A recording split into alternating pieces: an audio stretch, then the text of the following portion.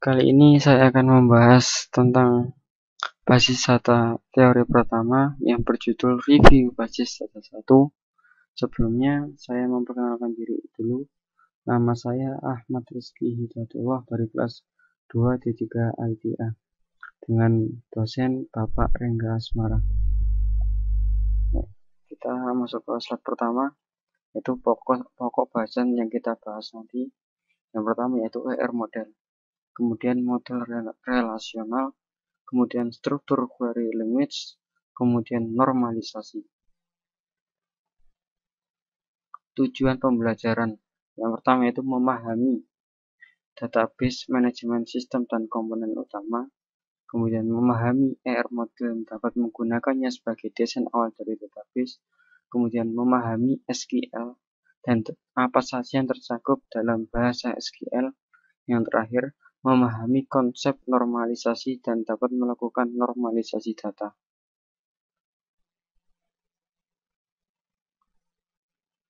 Sebelum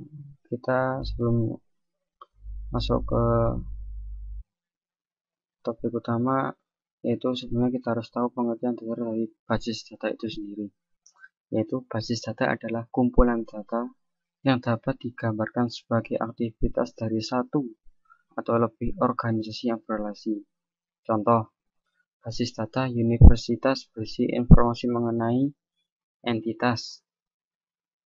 Contoh dari entitas yaitu mahasiswa, fakultas, mata kuliah, dan ruang kelas. Kemudian relasi. Relasi ini adalah menghubungkan dari entitas itu sendiri. Di antaranya seperti pengambilan kuliah yang dilakukan oleh mahasiswa. Berarti relasi ini menghubungkan antara mata kuliah dan mahasiswa. Kemudian staf pengajar di fakultas. Berarti ini menghubungkan entitas antara staf dan fakultas. Kemudian penggunaan ruang kuliahan, berarti menghubungkan jadwal mata kuliah dan ruang kuliah. Next, manajemen sistem basis data atau lebih dikenal dengan DBMS merupakan perangkat lunak yang didesain untuk membantu dalam hal pemeliharaan dan utilitas kumpulan data dalam jumlah besar. Contoh DBMS yang kita kenal, yang pertama SQL, kemudian DBase, kemudian Quill, atau yang kita lebih akrab yaitu Microsoft Access, dan lain sebagainya. Oke, kita menginjak pokok bahasan pertama yaitu ER model. ER model adalah gambaran dari dunia nyata yang diistilahkan dengan entitas, atribut, dan relasi. ER model memiliki empat aspek yaitu pertama entitas, atribut, dan himpunan entiti, kemudian relasi dan himpunan relasi, kemudian fitur tambahan pada ER model, kemudian hierarki kelas. Oke, kita akan bahas satu-satu. Yang pertama yaitu entitas,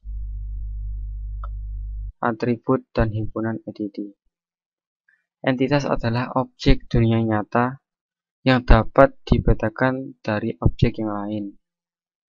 Entity atau yang kita kenal dengan entitas digambarkan dalam basis data dengan menggunakan himpunan atribut. Himpunan entity yang sejenis disimpan dalam himpunan entity. Nah, ini adalah contoh dari entity. Ini adalah entity atau entitas. Kemudian entitas ini mempunyai beberapa atribut. Dari atribut ini pasti ada yang namanya key.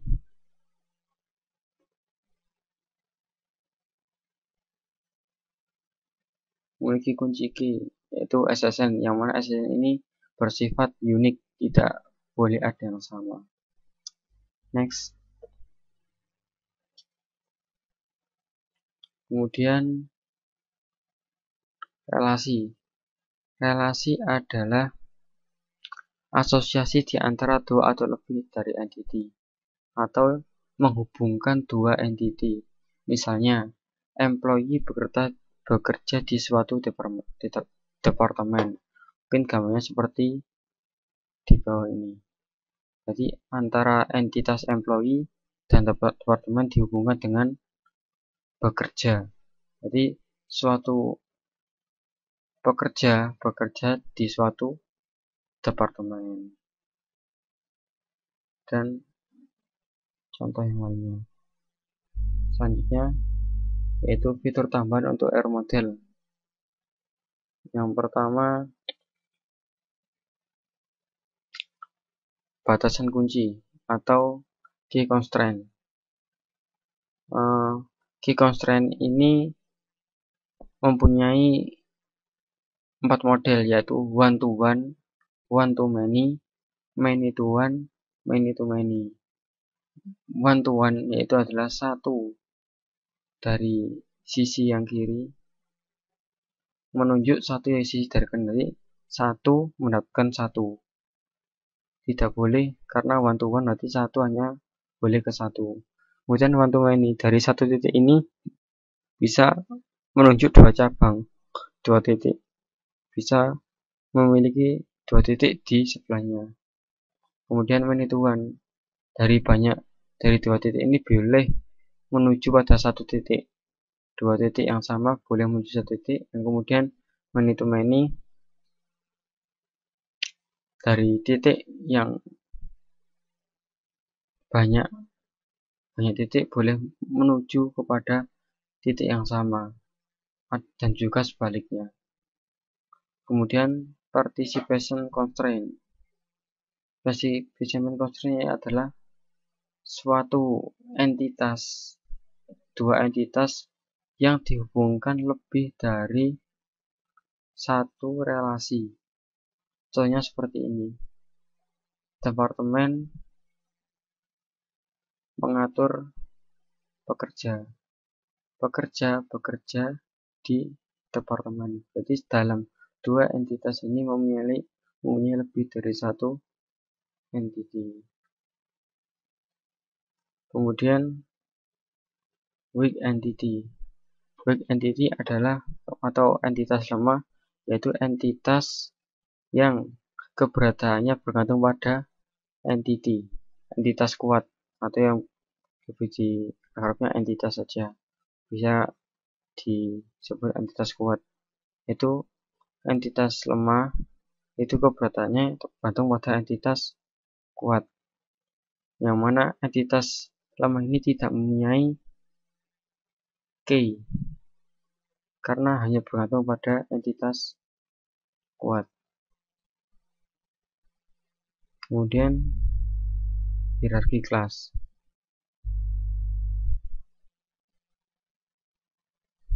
Hierarki kelas adalah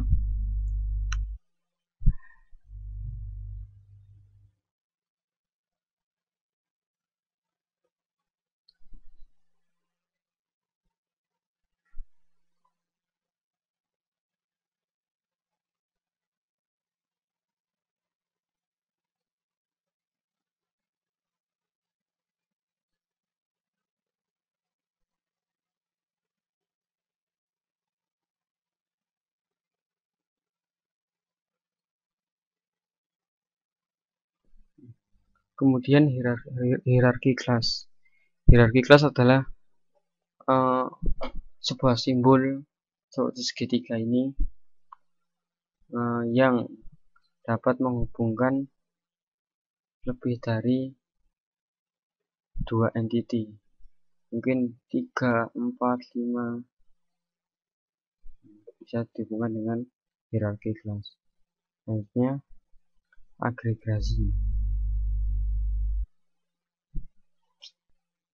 Kemudian model relasional. Kekuatan utama dari model relasional adalah kesederhanaannya dan kelebihannya dalam melakukan query atas data. Query dapat ditulis secara intuitif dan DBMS bertanggung jawab untuk mengevaluasi secara efisien. Contoh penulisan query yaitu select. Select adalah kita memilih suatu field yang mana kita pilih yang contoh yaitu field as name dan field cheat. Yang kemudian from ini adalah asal dari tabel, yang mana from ini mengambil dari tabel student dan enrolled, dan kemudian student spasi s. Nah, dari tabel student ini dialiaskan, namanya dialiaskan menjadi s saja, sehingga penulisannya tidak panjang-panjang. Ketika pada select ditulis s.name, sebenarnya penulisannya student, tabel student titik name-nya adalah field di dalam tabel student, atau enrolled dialiaskan dengan huruf e, asalnya enrolled.cheat tapi disingkat e.cheat karena e sudah dialiaskan dengan enrolled. Kemudian where adalah keadaan yang diinginkan, yang mana keadaannya adalah nilai dari grade pada tabel enrolled bernilai A yang akan ditampilkan. Oke, selanjutnya tentang primary key dan foreign key. Nah, primary key, cara penulisan primary key pada sintak dasar SQL seperti pada bawah ini.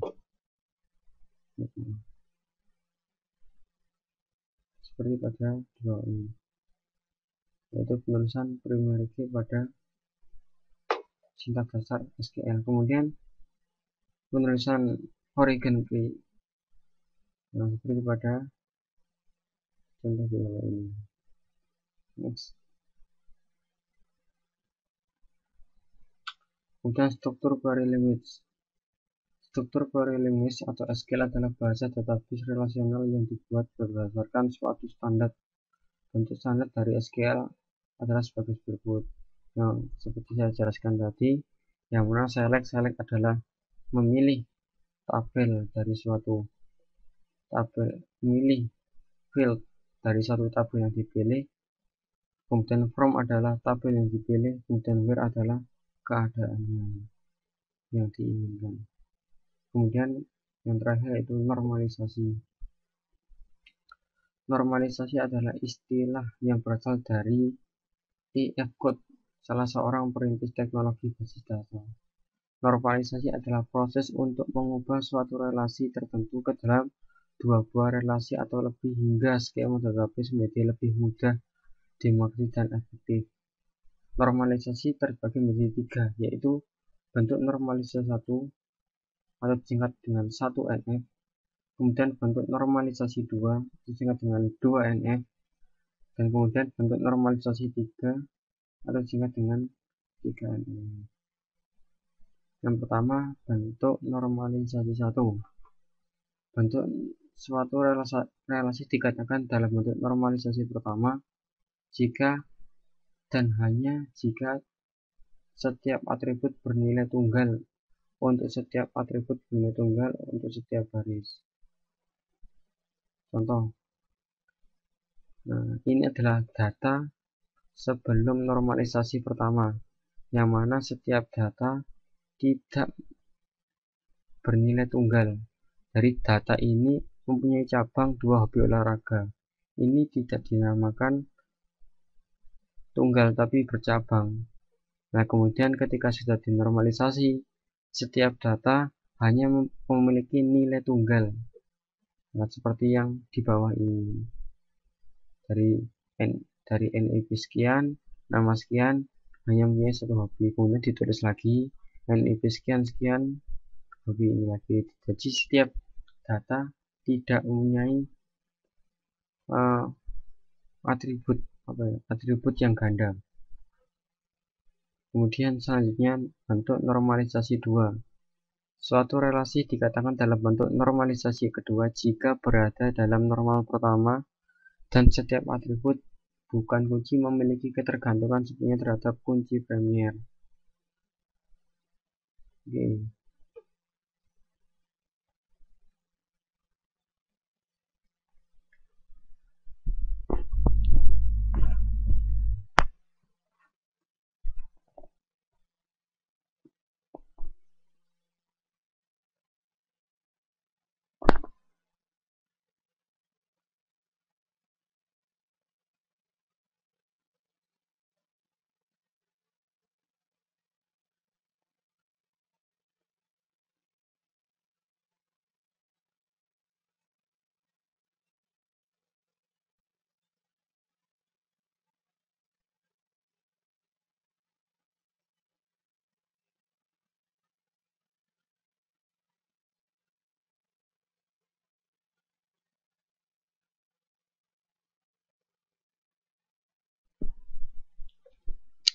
Kemudian bentuk normalisasi 2 yaitu suatu relasi dikatakan dalam bentuk normalisasi kedua jika berada dalam norma pertama, yaitu syarat pertama berada di norma pertama. Kemudian setiap atribut bukan kunci memiliki ketergantungan sepenuhnya terhadap kunci Premier.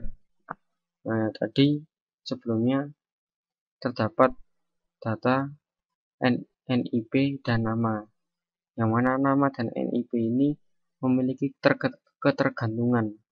Jadi setiap nama mempunyai satu NIP. Jadi nama ini sangat bergantung pada NIP, sehingga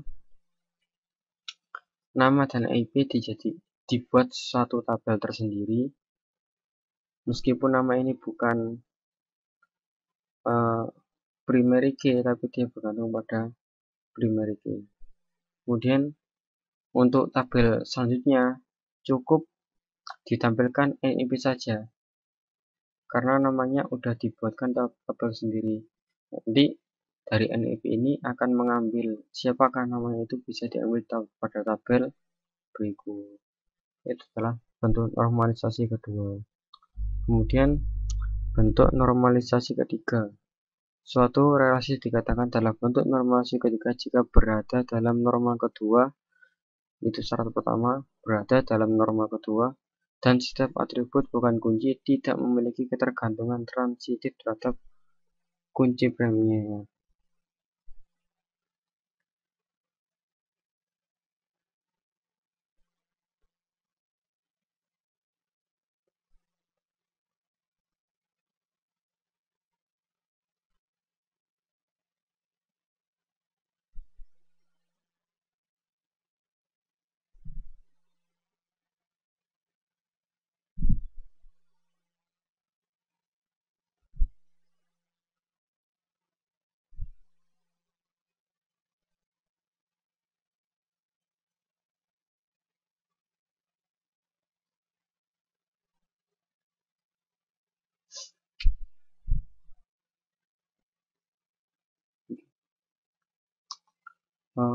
Dari penjelasan tabel agar lebih jelas, bisa dijelaskan lewat tabel. Yang pertama ini sebelum dijadikan normalisasi ketiga. Nah, ini adalah tabel yang sudah dijadikan normalisasi ketiga, yang mana atribut bukan kunci tidak memiliki ketergantungan transitif terhadap Premier kunci. Jadi yang pertama dilakukan adalah kita pisahkan kita jadikan normalisasi kedua, yang mana pada tabel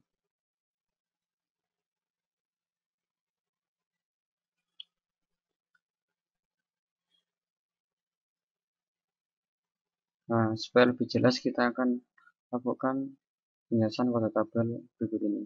Itu pertama sebelum bentuk normalisasi ketiga, kemudian ini dalam bentuk normalisasi ketiga. Nah, karena atribut bukan kunci tidak memiliki ketergantungan transitif terhadap kunci Premier, maka kita pisahkan, kita gandingkan dulu yang memiliki ketergantungan penuh, yaitu nama dan kode proyek. Kita jadikan satu tabel, kita pisahkan. Kemudian karena ini sudah dalam satu tabel, ketika nama pasti mempunyai kode proyeknya 01, maka nama ini bisa, karena sudah jadikan satu tabel, maka nama ini